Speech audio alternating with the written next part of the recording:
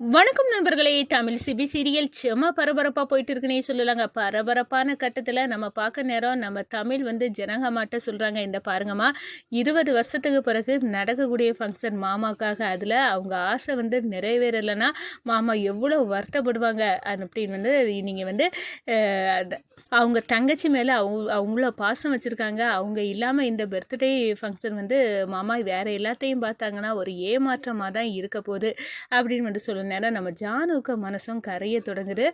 தமிழ் சொல்லுது ஒரு வகையில் சரிதான். பிரகாஷ் அம்மு மேலே உயிரே வச்சுருந்தா, அதனால தான் அம்மு அம்முவோட புருஷன் தன்னோட நிலைமைக்கு காரணம். அப்படி இருந்தாலும் அவனுக்கு மனசு அதை ஏற்க மறுக்குது. அவன் அம்முக்கு மேலே வச்சுருக்க பாசு 20 வருஷத்துலேயும் துளி அளவு கூட குறையலை அப்படின்னு அந்த இடத்துல நினைக்கிறாங்க. அம்மு இந்த ஃபங்க்ஷனுக்கு நிச்சயமாக வரணும்.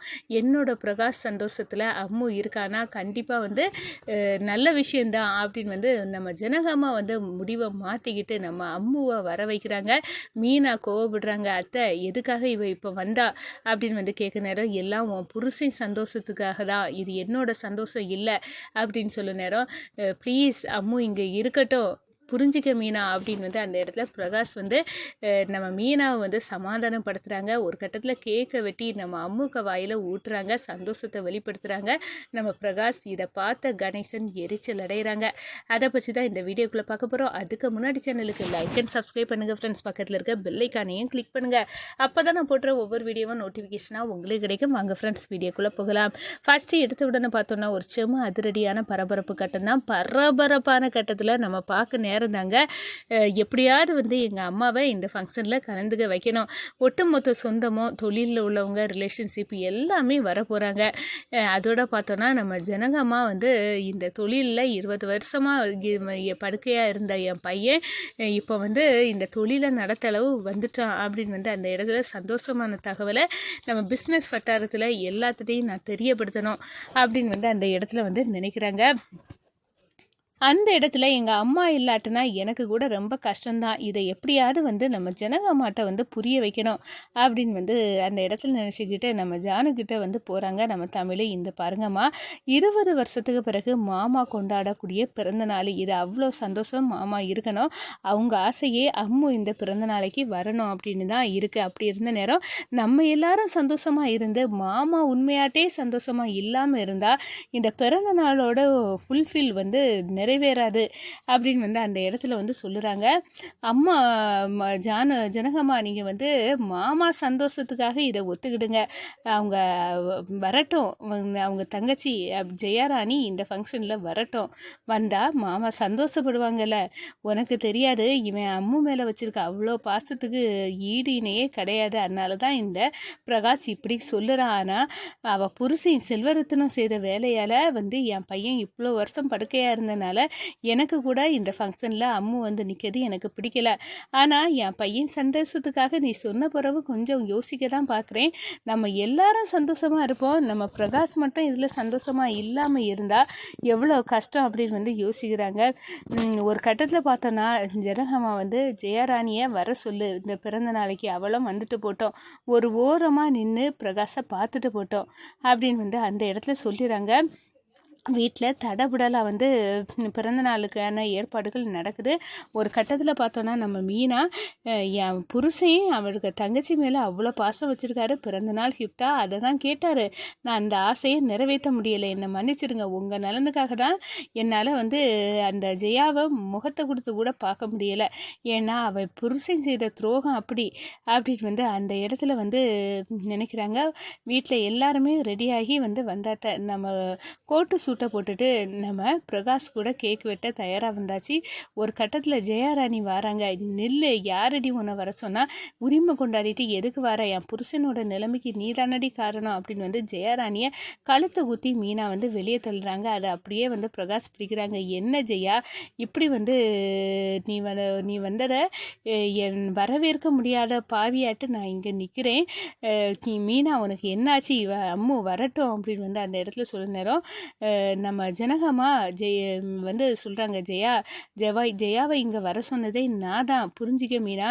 நம்மளோட சந்தோஷத்தை எல்லாம் விட இன்னைக்கு ரொம்ப சந்தோஷமாக இருக்க வேண்டியது பிரகாஷ் தான். அந்த பிரகாஷுக்கு சந்தோஷம் இந்த அம்முக்கிட்ட இருந்தால் வந்துட்டு போட்டுமே அப்படின்னு வந்து அந்த இடத்துல வந்து சொல்கிறாங்க.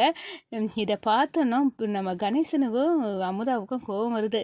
என்ன இது கூத்தா இருக்குது, பிரிஞ்சு கிடந்த குடும்பம் ரெண்டும் ஒட்டிடம் போல இருக்க. அம்முனி வந்து இந்த பிரகாஷ் உயிரே வச்சுருக்கான். சரி, இவ்வளோ நாளும் வேண்டா வெறுப்பா ஜெயாவை ஒதுக்கி வச்சவா இப்போ என் பையனுக்காக நான் வந்து ஜெயாராணியை வர சொல்லியிருக்கேன் அப்படின்னு வந்து ஜெயாராணியே வந்து வர வச்சிருக்கா ஜானு. இந்த மாற்றத்தெல்லாம் பார்க்க நேரம் கூடிய சீக்கிரம் நம்ம கையும் களவுமா இந்த வீட்டில் சிக்க போகிறோம், நம்மளை கழுத்தை குத்தி வெளியே தள்ள போகிறாவ மட்டும் உறுதியாயிட்டு. ஆனால் இது நடக்கக்கூடாது அப்படின்னு வந்து அந்த இடத்துல மீனா கிட்ட உசு பேத்துனாதான் இது செல்லுபடியாகும். அப்படி வந்து மீனாட்ட உசு பேத்த வந்து களை இறங்கி வராங்கங்க நம்ம கணேசன். என்ன மீனா, நீயும் அத்தையும் மாதிரி பேசாமல் இருந்துட்ட, எதுக்காக நீ வந்து சவுண்டு போடலை? இந்த ஜெயராணியை பார்க்க நேரம் எல்லாம் என் மச்சான் 20 வருஷமாக படுத்த படுக்கையில் கிடந்தது தான் எனக்கு ஞாபகம் வருது. நீ வேறுனா மறந்துருக்கலாம். 20 வருஷமாக அவன் இழந்து போன வாழ்க்கையை நினச்சா எனக்கு அவ்வளவு கவலையாக இருக்குது மீனா அப்படின்னு சொன்னாரா. ஆமாண்ணே, எனக்கு அதை நினச்சாலே ஆத்திரமாக வருது. ஆனால் இவரோட ஆசையே வந்து அம்மு கூட இருக்கிறது தான் அப்படின்னு வந்து அந்த இடத்துல சொல்ல நேரம் இவரோட ஆசையை புரிஞ்சுட்டு தான் அத்தை வந்து வர வச்சுருக்காங்க. அப்படி சொல்ல முடியாது, உன் அத்தையும் பொண்ணு கூட வந்து ஒட்டிக்கிடலாம் அப்படின்னு வந்து நினச்சி வர வச்சுருக்கலாம்ல அப்படின்னு வந்து சொல்ல நேரம் இல்லை, என் அத்தை என் மேலே எவ்வளோ அன்பு வச்சுருக்காங்கன்னு எனக்கு தெரியும் அண்ணே. இந்த விஷயத்தில் என் புருஷனை ஆசைப்பட்டதை நிறைவேற்றதுக்காக தான் இந்த ஜெயாவை இங்கே வர வச்சுருக்காரு அப்படின்னு வந்து சொல்ல நேரம். சரி, யாரோ ஒருத்தங்க ஆசைப்பட்டாங்கன்னு ஜெயா இன்னைக்கு ஒட்டுனா இனி என்னைக்கும் இப்படி ஒட்டிகிட்டு இருக்க முடியுமா? உன் புருஷனுக்கு ஆசைப்பட்டாருன்னு இந்த வீட்டோடு இருக்க வச்சாலும் வச்சிருவாங்க அப்படின்னு வந்து சொல்ல நேரம். ஆமாண்ணே, எனக்கு அது பயமாக தான் இருக்குது. எத்தனை வருஷமாக நான் இழந்து போன வாழ்க்கையை நினச்சா எனக்கு அப்படி வந்து நடுங்கும். எல்லாரும் புருஷன் கூட எவ்வளோ இடங்களுக்கு பேர்ப்பாமல் வாங்கியிருப்பாங்க, அப்படியெல்லாம் நான் எதுவுமே அனுபவிச்சதில்லை. நான் அத்தை சொன்னதே தெய்வ வாக்காக நினச்சி வீட்டோடு வந்து முடங்கி இருந்திருக்கேன். இப்போ என் புருஷன் நல்லபடியாக கிடச்சிருக்காரு. இனி என் புருஷனை கூட நான் வாழலான்னு நினைக்கிற நேரம் இந்த ஜெயா ஒரு கேட்டுக்கணங்க வந்து நிற்கிறா. எனக்கு நான் வந்து அந்த நிலைமைக்கு இருந்ததுக்கு காரணமே இவ தானே. அப்படி இருக்க நேரம் இவளை என்னை ஈஸியாக யார் இந்த வீட்டில் மன்னிச்சாலும் சரி என்னால் ஏற்றுக்க முடியாது. என் புருஷனோட நிலைமைக்கு அவள் புருஷன் தானே காரணம். என்னை பொறுத்தவரையில் அவள் ஒரு பெரிய குற்றத்தை செய்தவளுக்கு கொடுத்த தண்டனையை விட கூடுதலாக தான் இடத்துல அவளை வச்சிருக்கேனே. என் மனசு வந்து என்றைக்குமே ஜெயாவை இந்த வீட்டில் இருக்கிறதுக்கு வந்து அனுமதிக்காது, நீ புரிஞ்சுக்க அப்படின்னு வந்து அந்த இடத்துல சொல்கிறாங்க. ஒரு கட்டத்தில் நம்ம பிரகாஷ் வந்து ஜெயராணிக்கு வாயில் வந்து கேக்கு வந்து ஊட்டி சந்தோஷமாக இருக்காங்க. கணேசன் பார்த்துக்கிட்டு அப்படியே அதிர்ச்சியில் நிற்கிறாங்க. உன்னை வீட்டை விட்டு துரத்துறேன்டி, நான் எப்படி வந்து உன்னை ஓரங்கட்டணும்னு எனக்கு தெரியும். 20 வருஷமாக படுக்கையில் படுக்கவே இப்போ என்னென்னா ஆச்சரியமாக எலும்பி நிற்கிறான். 20 வருஷமாக எங்கேயோ ஒரு மூலையில் இருந்த நீ இப்போ இந்த வீட்டுக்குள்ளே வந்து நடமாட்டுற.